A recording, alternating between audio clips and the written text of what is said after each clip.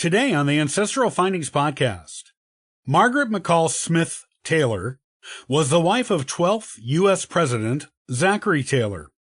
While not much is known about her childhood, her decades of marriage to the future president are well documented and full of adventure. Here is her intriguing story.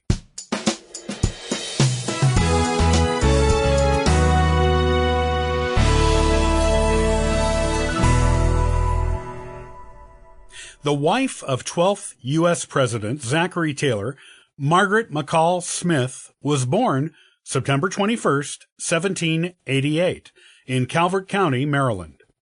Her parents were Walter Smith and Anne Mackall.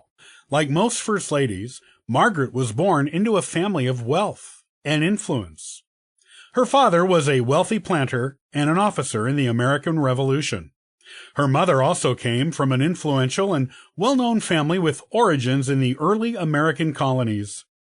It is through virtue of being born into these types of families that most First Ladies were in the position to come into the social sphere of the men who would become U.S. presidents, and Margaret was no different.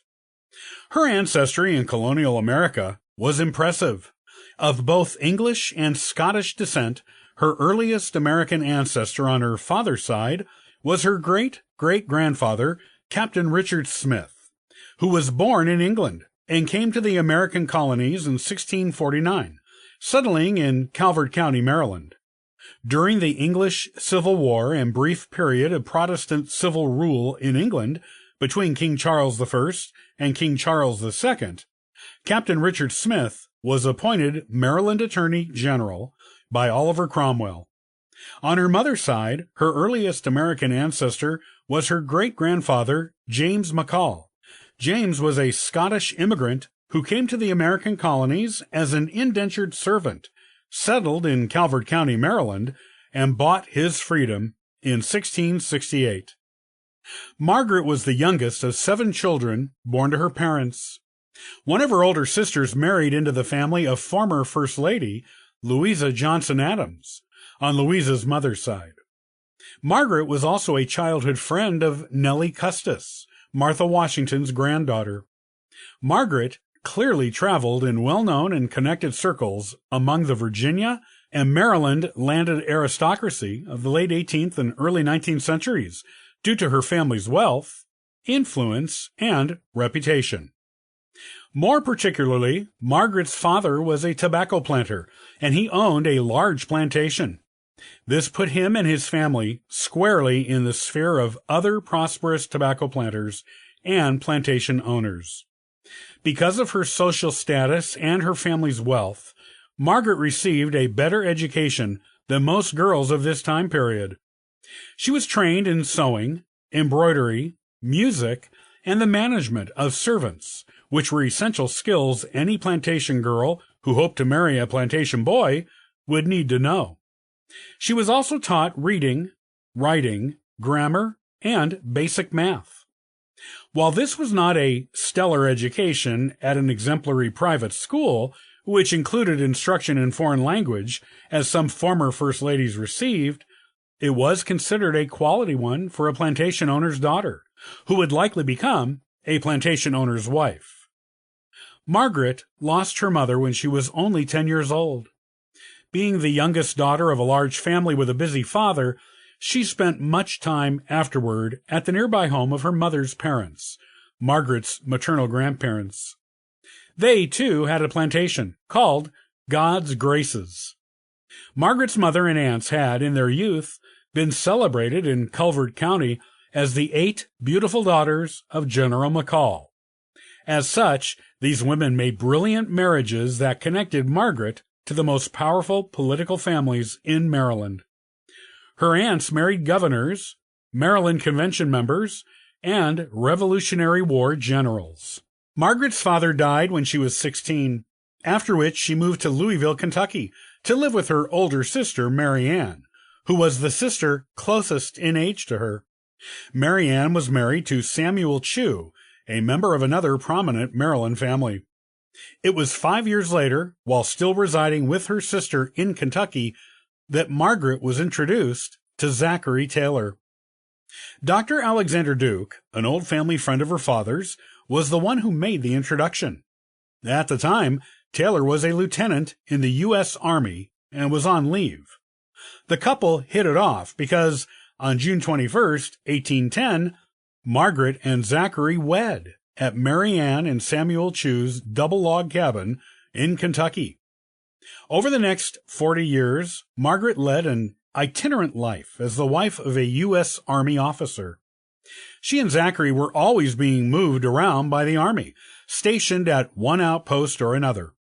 Margaret lived in log cabins, forts, and even in tents, in places ranging from the Florida Everglades to northern Wisconsin, and as far west as Missouri. The couple rarely had any time when Zachary was not on duty. On the odd occasion they did, they lived in a stately home in Louisville, Kentucky, owned by members of Zachary's extended family. During their marriage, Margaret gave birth to 5 girls and a boy. Of these, 3 girls and the boy survived childhood. Margaret began her marriage to Zachary with the intention to always be with him, regardless of the hardships or deprivations of their outposts. She always stuck to this, whether her health was good or not.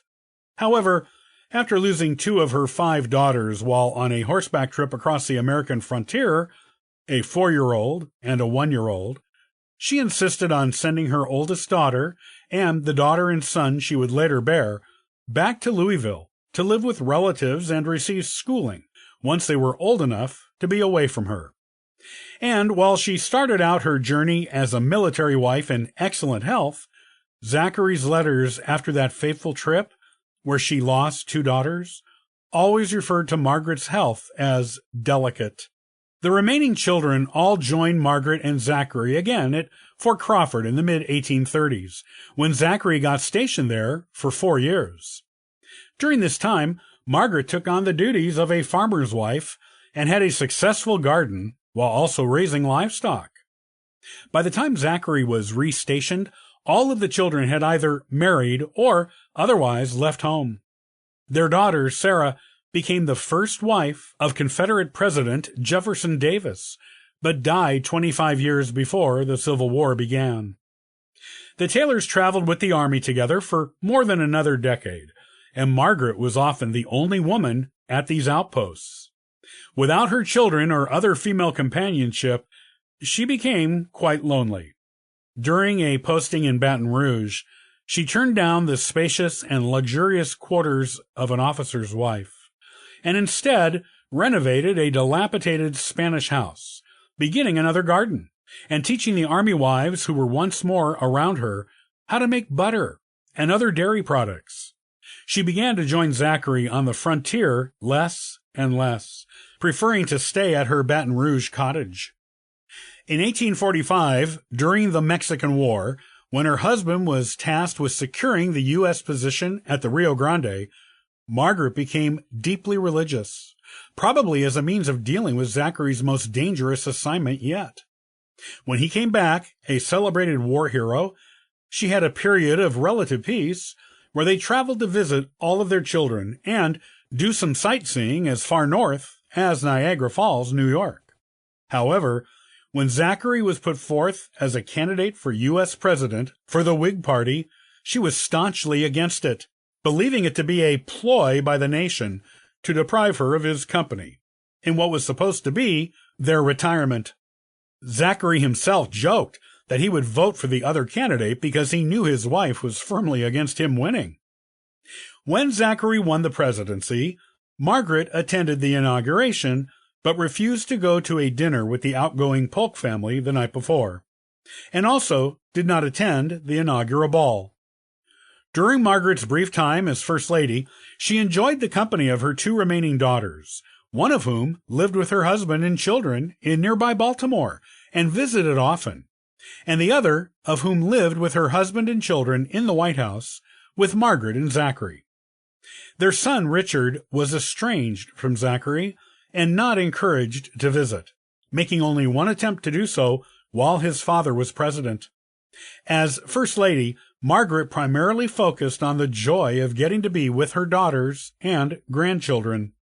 While Margaret managed the White House household, as she was taught to do as a child, and took the greatest interest in the management of her husband, attending to his health, diet, and general well-being, and his wardrobe, as he had earned a reputation as a sloppy dresser, she did not like hosting official activities, such as dinners with dignitaries and other politicians. This duty she gave to her daughter, Betty, who resided at the White House with her. Betty seemed to enjoy the public side of political life. Margaret, meanwhile, continued the religious devotion she developed while Zachary was securing the Rio Grande, and attended church every day at St. John's Episcopal Church in Lafayette Square. She would receive important guests in her sitting room upstairs at the White House, in the family's living quarters, and did sometimes attend public events with the greater Taylor family. However, her general absence from public life made her less recognizable than Zachary, and she enjoyed standing in crowds who came to see him or hear him speak, loving that they adored him almost as much as she did. Of course, her love of anonymity also led to rumors that she was a crude frontier woman who smoked a corncob pipe and was an embarrassment to her family. So, they kept her upstairs at the White House. This, of course, was not true, and her grandson later remarked that any smoke made Margaret quite ill. A year and 4 months after becoming president, Zachary Taylor became ill with an undisclosed gastric issue, and it quickly became apparent he wasn't going to make it. Margaret could not accept this and became hysterical, refusing to leave his bedside, begging him to not leave her, and telling him he had survived much worse than this on the frontier. When he died, she had to lay down, sobbing and shaking for hours, and asked for the ice packing his body before his funeral to be removed 3 times, so she could see his face one more time. She was unable to attend his funeral, so distraught was she, and instead listened to it from her room in the White House, sobbing and hysterical the whole time, until she finally collapsed from exhaustion. After Zachary's death, Margaret lived with her daughter Betty and Betty's husband for a few months in Louisville, Kentucky, much more composed than she had been. However, she found the constant expressions of sympathy she was exposed to there by anyone who saw her to be too much for her to bear. She moved to St. Charles Parish, Louisiana, to live with her son Richard, who had a successful sugar plantation there. She made no official public appearances as a presidential widow, with the one exception of her appearance at Richard's wedding in 1851, and lived to see his first child, a daughter. Margaret died unexpectedly on a trip to Mississippi to visit her daughter Betty and husband, who had relocated there 2 years after losing her beloved Zachary. She was buried next to him in the Zachary Taylor National Cemetery in Louisville, Kentucky. Zachary's own words describing her in a letter to a friend sum up Margaret's life and personality well. "You know, my wife was as much of a soldier as I was."